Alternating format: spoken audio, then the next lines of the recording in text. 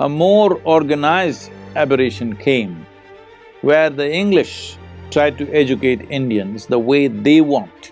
They said they may be brown of skin, but they must think like us. Their values must be what ours are. Almost every day, I never came home without being beaten for something. So this effort is very appreciative. In many ways, it is positive.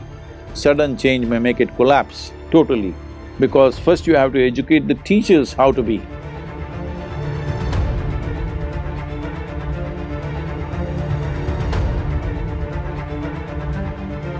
In a much-needed move, the government of India recently announced sweeping changes in the education policy for the first time in 34 years. I am keen to know your review of the new policy. Well, India's education for millennia was conducted in a certain way, where education was designed to integrate you into life process, without life process overwhelming you, that everybody had freedom to choose. Probably if you look back 1,000 or 1,500 years ago, the only culture on the planet where nearly 90 to 95% of the women were literate is India. Nowhere else this happened that long ago. Education is very, very recent for women in the rest of the world. I'm telling you, all ladies, recently educated.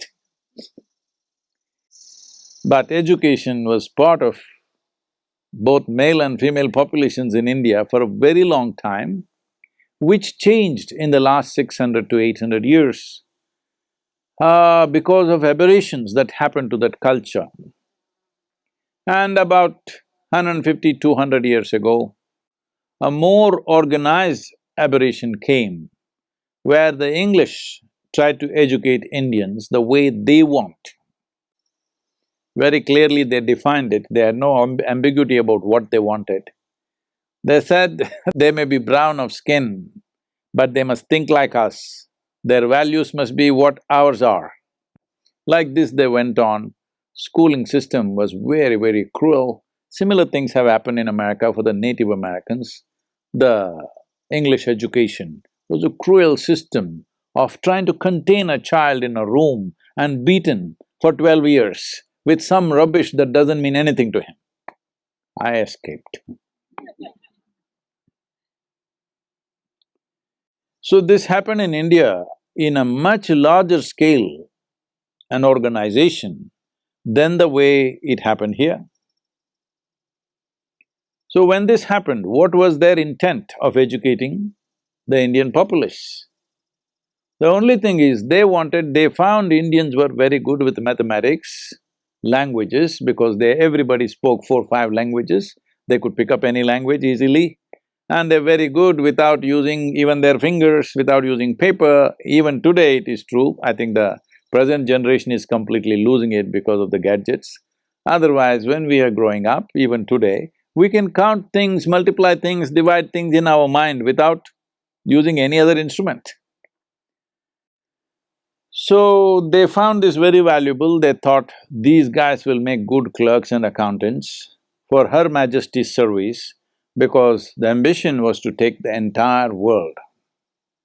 And you needed very docile, honest, hard-working people who will never rebel, who don't have bloodthirstiness in them, who are very calm, who will never organize revolutions or anything.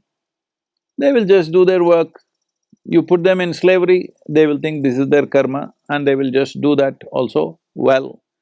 When they saw this attitude, they thought of all the nations they had colonized at that time, India looked like an ideal place to educate and make sure this whole enterprise of what do you call this?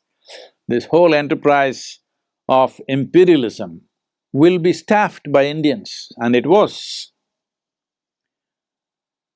Even a large part of British army, both in World War I and World War II, was Indian soldiers who fought for 50 paisa a day. Understand? They did not even give them shoes.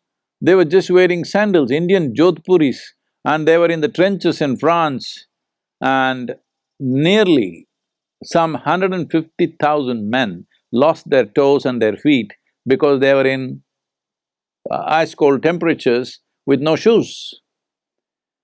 So they found, in spite of that, they fought with minimal food because they were told to fight, because this thing is there in India. If you take something from somebody, the present-day Indians may be losing it, but generally, traditionally, it is called as, I have eaten something from you, that means I'll always do the best for you. Suppose you give me one day's food, that's it. Only one day you fed me in my life, I'll always remember that and always serve you in the best possible way for that one thing. So this is called namak, that I've eaten the salt from your hands. Because this comes from the understanding of Runanubandha, if I've taken salt from your hands, that means we are one. So they use this in a big way and educated Indians the way it is necessary to fill all the clerical and accounting posts across the world, which they fulfill pretty well. But in this education process, the most important thing is obedience, not intelligence, not ingenuity, not unfolding of individual genius. It is obedience. You must obey, otherwise you'll be punished. This was brought in. Maybe in the current generation, according to the Indian laws, you can't beat a child in the school, but when we were growing up, why should I tell you all this? I don't think… almost every day, I never came home without being beaten for something. Like this, sometimes they get cruel like this on the knuckles, tamal, tamal. So I went there only when it was absolutely necessary, because what are… what are they trying to do? So, this education system mildly was transformed in 50s and 60s, a little bit of change, but didn't have the courage to shift it totally, because changing a whole system can lead to collapse. Did not have the wherewithal and the money and the finances to do it. I'm glad, though it took so much time, at least now it's happening. I feel it should have happened much earlier. We could have done this in 90s, but it came to 2020 and now we are making changes. If you ask me personally, I'm very appreciative of the changes that have happened, but I'm not satisfied because I would like more drastic changes. First thing is liberate the children from this tyranny. Everybody is talking about… even day before yesterday, I was in conversation with a minister. Well, if a child goes to farm with his father and learns how to farm, this is called as child labor, and the father can be arrested because he took his son and made him work there. But school is a horrible labor, in my experience it was. Now we are trying to create schools which doesn't feel like labor, otherwise… and it's a tyrannical labor, because this moment you tell me you learn this language, I'm just beginning to read and understand, tong, you ring a bell and you say, suddenly I learn mathematics, and tong, I learn chemistry, tong, I learn physics, and tong, a stupid guy comes and tells me moral education. Well, this is tyranny of the worst kind. At your whim, you try to change and shift the child's focus from this to that to this. You think this is bloody schooling, this is a bloody factory which doesn't produce anything significant. This is a factory designed to feed other factories. The whole education system is designed Unfortunately, to cater to the economic engine that is running, which is your personal interest, it's not child's interest. Education should be about blossoming a human being to their fullest. Well, this may sound too idealistic. Are we capable of doing this in the nation? Should we not produce accountants? Should we not produce engineers? Should we not produce medical sciences? Yes, we should. I'm not questioning it. Tell me, at the age of 6 or 7, you are trying to understand how, let us say, how hydrogen and oxygen comes together and becomes water. Tell me, did you really understand or did you just start believing it? So you're propagating a new religion. Nobody understood how 2 parts of hydrogen and 1 part of oxygen became water at the age of 7 or 8. Even now you have not understood, as far as I'm concerned. I have not. So you just start believing it. So if all you want to do is propagating a new religion, which doesn't get you anywhere, well, all the best. At least now there is an effort to make this more relaxed, that what is said in the school is not absolute. School provides an ambience for the child to interact with his own age group and also develop a thirst for knowing. This is all a school should do, to inject a new level of thirst to know something every day, new. And of course, information and other things are available, especially today, in today's world where information is everywhere. Propagating information is no more a school. A school should become largely an inspirational place. Information is available everywhere.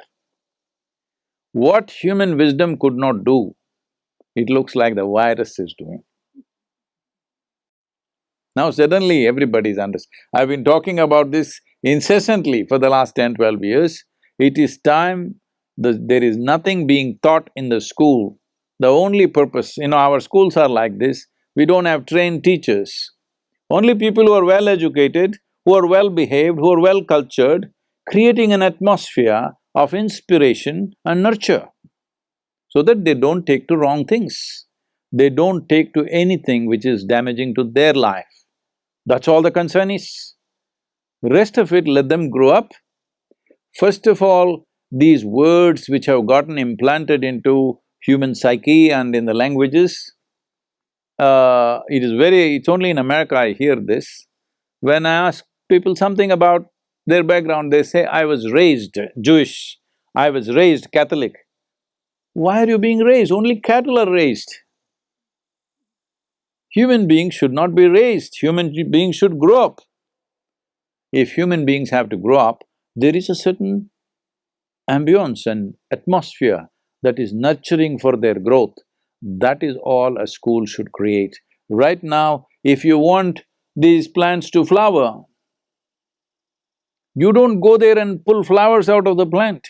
All you do is maintain the atmosphere in the soil, water, sunlight, whatever else it needs, you just maintain the ambience, the plant will flower.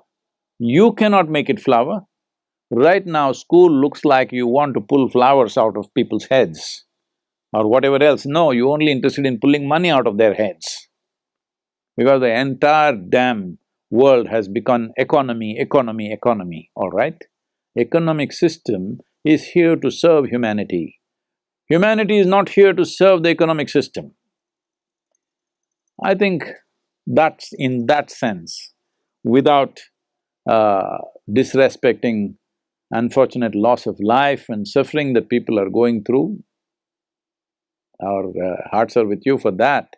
But in terms of relegating the economic system to secondary level from being a primary thing has been in some way achieved by this virus. Right now, staying alive and staying healthy is more important than how much bank money you got. It's a very good happening for the human beings. This should have happened of our own wisdom, which is what these centers are, where nobody is thinking money. We are living in a way that there are many people who are living with me who not thought money for the last 10, 20 years, because money doesn't mean anything to them. I've developed people around me that if you put a you know, you open up the Federal Bank to them, they'll walk in thinking, what is there to read? It's not even a library. Because it doesn't mean anything to them, because what money can buy doesn't matter to them. Of course, we all eat, all this is there, but for that you don't have to run such a horribly destructive economic engine which is just ripping the life out of this planet. So, in this, if you want to correct this can't be corrected by crippling the economy, this can only be done by transforming our education system. So, this effort is very appreciative, in many ways it is positive, but still, for me, it is still coming from too much fear. In a controlled way, little shift is happening. But maybe there are practical problems, I understand that, because in India, millions of children, probably around… if… in Tamil Nadu alone, there are about 15 million children in school, I think. No, I'm sorry. No, that's wrong. In Tamil Nadu, in the government schools in Tamil Nadu, there are 1 million children in the government schools. A similar number is there in the private schools, so approximately maybe around 2.2 million children in Tamil Nadu. All over the country, in 28 states, there must be at least 70 to 100 million children in schools. If you take them up to high school, probably up to 120 million children are in school. So, the changes that you make for such a large structure, you will have to make it carefully. But I only hope I have also given my insights into education, what needs to happen, and hope in a calibrated manner, more changes will come in the coming years.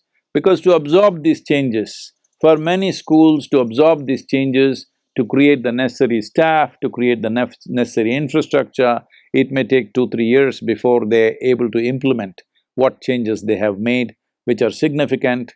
One important change that has happened which is good is children can pursue education, they can break it, and again they can come back, which already is there in this country, I think, but otherwise, in India, if you break your education, you're finished. That's the end of your education, you never come back. So now there are options that you can take a break and again you can come back. You went through little madness for 1 year, so you dropped, but now again you got to your senses, you want to get back to school. That possibility has opened up, which is a great thing. That is a very significant change. A certain number of children are committing suicide, unable to bear the pressure, because in India, if you get 99% in your examination, your parents will ask, where is the other 1%? What happened? What did you do with that 1%? So the pressure of performance, where in the Delhi University, children who got 100% don't get seats for graduation courses, because there are so many people who got 100%. So essentially, the most significant aspect of this change that has happened in education policy is from rote learning to a more creative way of thinking and applying themselves, which is very significant. I think it's a good change. Can we make all these changes effective for all these 100 million children plus instantly? I don't think so, but it'll take time, it's a good move. I would have expected a little more. One thing I wanted from the government, which I've been pitching for, especially for higher education, is release them. Let the private people do whatever they want. Do not control the private schools. Government schools, you decide what to teach, that's up to you. But private schools, release them in such a way. I actually told this to the leaders of the nation. I said, see, I will teach nonsense and I will charge 1 million. But the parents love it, children love it. What is your problem? Where did this come that administration starts thinking you love the children more than the parents? Where did this come from? That you're concerned about the well-being of the child more than the parents. Well, there are ignorant parents, they may induce them into all kinds of things. Yes, that much protection you must give, but you must not assume that there are many parents who will take children in the wrong way. If they're drinking, they'll take them into drinking, if they're drugging, they'll take them into drugging, whatever compulsions they have, they will initiate their children into same compulsions, and there are any number of parents who will enslave their children for their own… This thing, parents are not above board completely. Any number of parents have horribly enslaved their own children. So in that sense, the state has to be active and vigilant about it, that is understood, but still, what I'm saying is easier than done. I'm not trying to say they're wrong. All I'm saying is, we must continue to change. This is not like an absolute change has been done and we've achieved something. We must continue to change. Every few years, more and more relaxation should happen. Education should become a joyful choice, not a compulsive extruder out of which you have to come out in a certain shape. This needs to happen everywhere in the world. In India, it's necessary because it's a massive population. We need to bring a possibility where education builds beautiful human beings, not soldiers.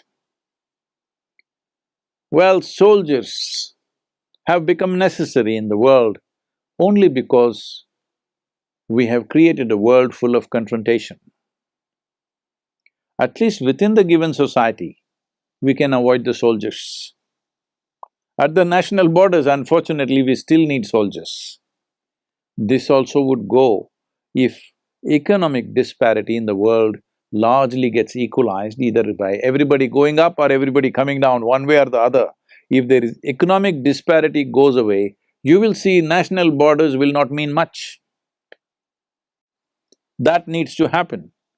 But we are doing everything possible to see that doesn't happen quickly, because imperialism is being practiced in so many ways, in so many subtler ways than before.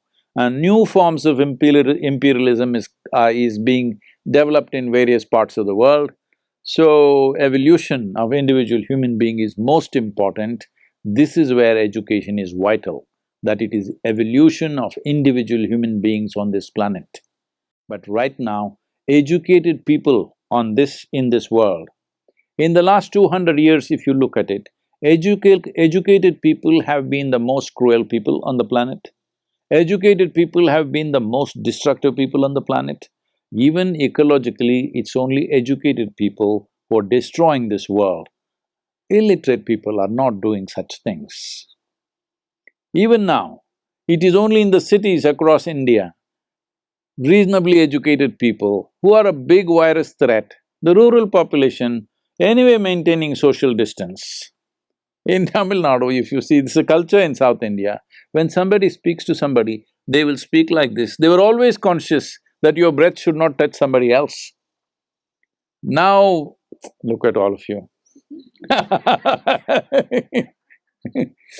But once in a way you would like to raise this and cough at somebody because your freedom to cough in somebody's face. This is protests are being taken out. Why can't I infect somebody? That is the way the world happens. Virus must, transact. We all know biologically that is how it is happening. Microbial life needs to transact. But you don't have to be an active participant in it, anyway it happens. And you don't have to give a virus which is destructive to somebody's life. Well, this is what it means. Educated people on the planet should become the most responsible and conscious population on the planet. Right now, unfortunately, our education systems have not built this. The future generations, this is what we should aim towards. As long as the Indian policymakers are seeing this as a calibrated change which they will continue to change over a period of time. The present change is fine with me because I understand the largeness. It's not ideal, the changes, the small changes, some are significant changes, but I understand the size of the education machinery. Sudden change may make it collapse totally, because first you have to educate the teachers how to be. When they don't know how to be, suddenly changing the education system could be a disastrous process, so they're changing in installments. That's what I'm thinking, that they're changing in installments. Every few years there will be changes and changes. This needs to happen. Nobody should believe these changes that have been done is absolute and perfect. They are not. It reminds me, uh, I never understood why, but it was fine with me. See, by the time I finished my graduation, which is 12 plus 3, 15 years of education, I have been in 13 different institutions. One, I can blame it on my father, because he was working for Indian Railways and he was being transferred a little bit. That is one cause. But even when we stayed in one city, still I changed every year. This happened. One day, Shankaran Pillai applied for a job. Then the interviewer looked at this and said, asked many questions, which all he answered properly. Then he said, "You have left over 15 jobs in your career. You're only 40 years of age, you left 15 jobs. Why is that?" Shankaran Pillai said, "I never left any of them of my own intent." That was so for me also. I never wanted to leave the school for some reason. They put me in another school and another school and another school.